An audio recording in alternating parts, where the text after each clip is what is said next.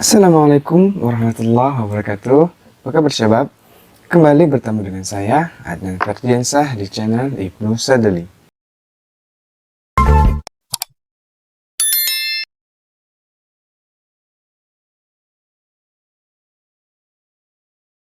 Di video kali ini kita masih akan membahas tentang biografi dan perjalanan hidup dari guru-guru kita syabab.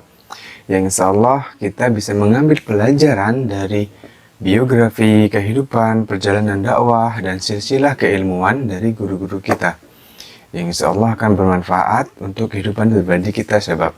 Nah, di video kali ini kita akan membahas salah satu ustadz senior bermanhaj salaf. Bisa dibilang ustadz yang mengawali menebarkan dakwah salaf di negeri kita tercinta. Beliau adalah Al-Ustadz Al-Fadhil Ustadz Yazid bin Abdul Qadir Jawas, atau yang biasa dikenal dengan Ustadz Yazid Jawas. Nah, kita langsung masuk ke dalam pembahasan tentang Ustadz Yazid Jawas ini syabab. Beliau ini lahir pada tahun 1962 di Kecamatan Karanganyar, Kebumen. Beliau adalah mubaligh atau da'i yang dibesarkan di kota Bogor, yang dikenal sangat perhatian dengan menebarkan sunnah dalam dakwah-dakwah beliau sahabat. Beliau saat ini tinggal di Bogor, Jawa Barat. Nah, dan kesibukan beliau selain berdakwah di kajian-kajian atau di majelis-majelis ilmu, beliau juga sebagai pembina dan pengisi tetap di Radio Roja dan Roja TV. Ustadz Yazid Jawas ini yang dikenal ceramahnya tegas, berwibawa, ternyata memiliki keilmuan yang sangat luar biasa. Siapa sangka ustadz senior dari kalangan Ahlus Sunnah wal Jamaah Salafiyah ini mampu menghafal kitab klasik ulama syabab. Beliau dikenal hafal di luar kepala, yaitu kitab Bulughul Maram karya Al-Hafidz Ibnu Hajar Al-Asqalani rahimahullah ta'ala. Bahkan beliau hafal di luar kepala syabab.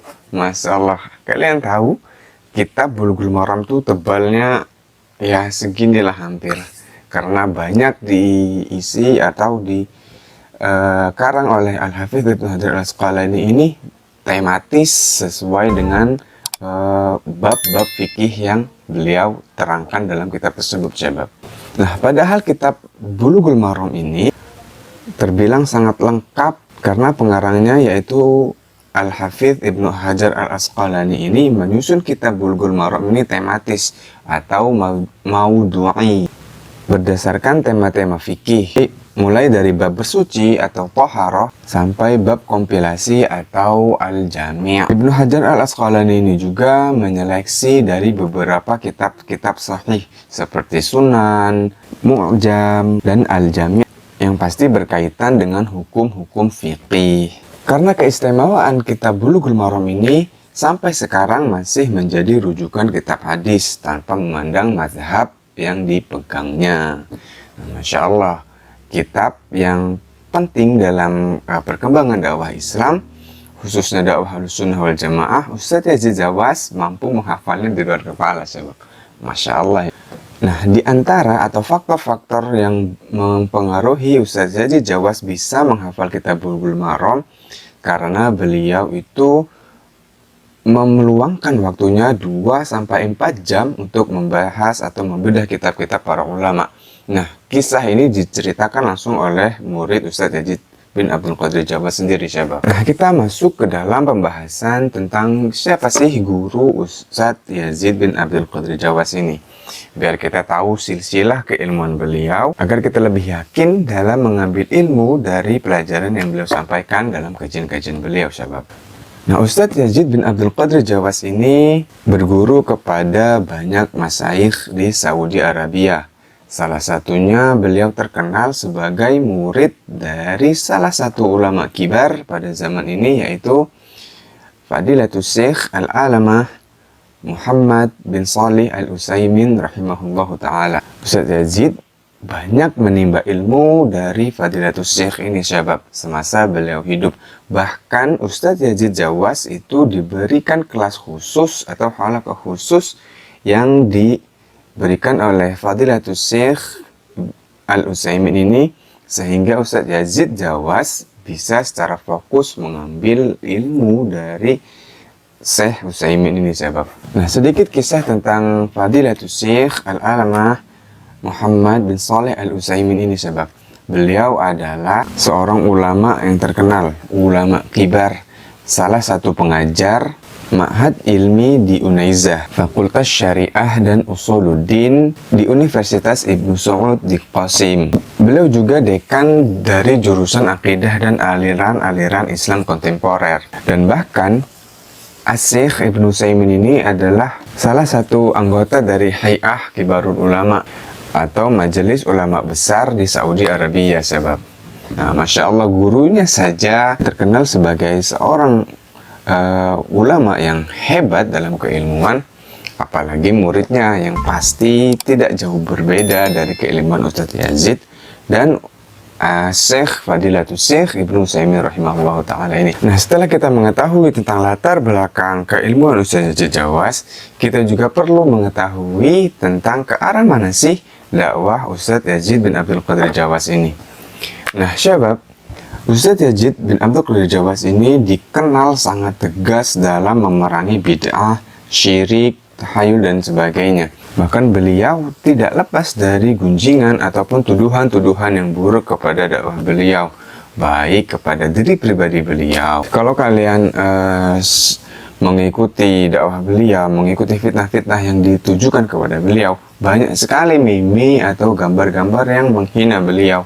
Tapi senantiasa beliau hadapi hinaan-hinaan tersebut dengan sabar. Nah, kita masuk ke dalam pembahasan tentang kisah dari kesabaran Ustadz Yazid bin Abdul Qadir Jawas dalam menghadapi fitnah-fitnah dan tuduhan-tuduhan keji yang dilontarkan kepada dakwah sunnah ataupun kepada diri beliau pribadi, syabab. Cerita yang akan kami sampaikan ini disarikan oleh salah satu teman akrab Ustadz Yazid pada saat iktikaf di Masjid Ar-Rayyan, Taman Cimanggu sekitar tahun 2000-an.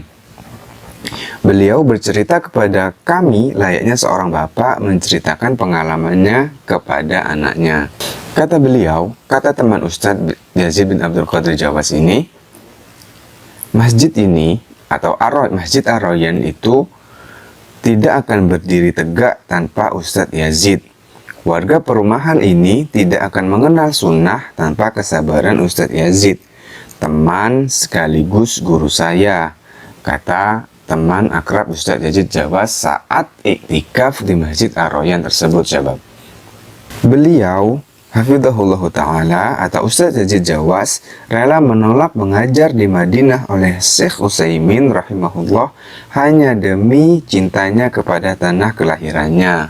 Masya Allah, Ustadz Yazid Jawas menolak mengajar di Madinah cuma demi kecintaan beliau kepada tanah lahiran beliau atau kepada negeri Indonesia kita. Sampailah beliau tinggal di sekitar perumahan Cimanggu. Dari sinilah kesabaran beliau diuji. Mulai dari ancaman rumahnya mau dibakar sampai mau dibunuh. Pernah suatu hari di salah satu musola masjid, pemukul beduknya hilang, lalu dituduhlah beliau sampai-sampai mau dipenjara. Namun tuduhan tersebut hanyalah tuduhan tanpa bukti. Masya Allah, ini fitnah atau ujian dakwah beliau dalam memulai dakwah menyebarkan manhaj salaf di negeri kita tercinta, syabab. Puncak dari fitnah atau ujian Ustadz Yazid Jawas dalam menebarkan dakwah sunnah ini, beliau sempat ingin diusir dari rumah dan kampung halamannya, syabab. Hanya karena kajian beliau lebih banyak jamaahnya ketimbang kajian kelompok mereka atau kelompok yang bertentangan dengan kajian-kajian dakwah Ustadz Yazid bin Abdul Qadir Jawas. Namun apa yang terjadi? Api dakwah padam? Tidak. Semangat dakwah beliau tetap membekas seiring pengusiran mereka. Banyak dari mereka akhirnya sadar akan kesalahannya, bahkan sempat meminta maaf kepada beliau, termasuk yang ikut mengusir beliau. Masya Allah, buah hasil dari kesabaran itu pasti manis, ya Bab. Berkat kesabaran dan doa beliau, manhaj salaf bersemi di dada-dada mereka, sehingga tegaklah masjid yang menjadi tempat sholat warganya, tempat iktikaf dan kajian bagi sekitarnya. Nah, Itu adalah salah satu kisah menarik dari perjalanan dakwah Ustadz Yazid bin Abdul Qadir Jawas. Masih ada kisah yang menarik lagi yang bisa kita ambil faedah dari kisah tersebut. Nah, ini ada kisah lagi yang akan kami bacakan. Beberapa kisah tentang Ustadz Yazid bin Abdul Qadir Jawas. Diceritakan oleh Abu Usamah bahwa Ustadz Yazid selalu mengumpulkan 11 orang anaknya untuk membaca minimal 4 jam kitab ulama dalam sehari. Masya Allah, pendidikan yang diajarkan Ustadz Yazid Jawas kepada anak-anaknya. 4 jam membaca kitab ulama. Masya Allah. Diceritakan oleh Ustadz Laode Abu Hanifah bahwa Ustadz Yazid memiliki jadwal yang padat. Beliau mengurus keluarga dan mendidik anak beliau. Beliau juga berdagang tetapi masih sempat membaca kitab ulama, mengkajinya, dan memberi kajian rutin.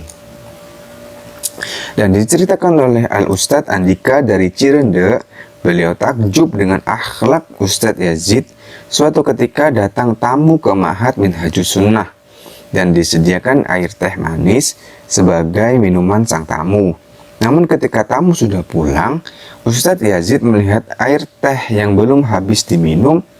Lalu beliau membawa sisa air minum tadi ke kamar mandi. Alih-alih membuang air minum tersebut, malah dibuang ke bak mandi. Lalu Ustadz Andika bertanya ke Ustadz Yazid, "Ya Ustadz, kenapa tidak dibuang saja?" Al-Ustadz Yazid menjawab, "Sayang kalau dibuang, kan masih bisa dipakai buat mandi. Dan air teh yang merah ini pun akan larut bersama air bak mandi yang lebih banyak.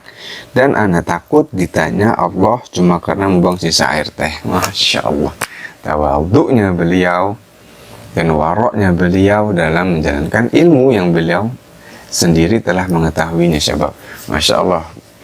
Makanya kajian-kajian beliau itu sangat ramai didatangi oleh kaum muslimin karena berkah dari ilmu yang telah beliau aplikasikan sendiri, tidak hanya beliau sampaikan. Masya Allah, tabarakallah ya sebab. Dan Ustadz Yazid Jawas pun memiliki kitab yang beliau karang sendiri, yaitu kitab Mulia dengan Manhaj Salaf, kitab yang sangat fenomenal yang di dalamnya membahas tentang beberapa firqah-firqah sesat dan siapa-siapa saja dengan jelas disebutkan oleh Ustadz Yazid bin Abdul Qadir Jawas. Teman-teman harus membelinya supaya teman-teman tahu mana firqah-firqah yang bagus untuk diikuti, mana yang firqah yang harus ditinggalkan. Nah syabab, mungkin segini saja video yang akan kita bahas pada kali ini tentang biografi dan perjalanan hidup Ustadz Yazid Jawas. Pada video berikutnya kita akan masih tetap membahas tentang Ustadz Yazid Jawas. Kita akan membahas tentang kitab Mulia dan Manhaj Salaf dan pertemuan Ustadz Yazid Jawas bertemu dan akhirnya bersahabat dengan guru kita, yaitu Al-Ustadz Abdul Hakim bin Amir Abdad. Nah buat teman-teman, buat kalian yang belum subscribe, monggo di subscribe terlebih dahulu, di like, komen, dan share apabila video-video kami bermanfaat. Tetap dukung kami dengan cara mensubscribe-nya. Nah syabab, semoga apa yang kami sampaikan sedikit ini bisa memberi hasanah keilmuan kita lebih banyak, lebih bisa mengambil manfaat dari perjalanan kehidupan guru-guru kita dan mengaplikasikannya dalam kehidupan kita sehari-hari. Semoga bermanfaat. Apabila ada kata-kata yang salah, saya mohon maaf. Saya ucapkan terima kasih kepada kalian yang telah menonton video ini sampai habis. Wassalamualaikum warahmatullahi wabarakatuh.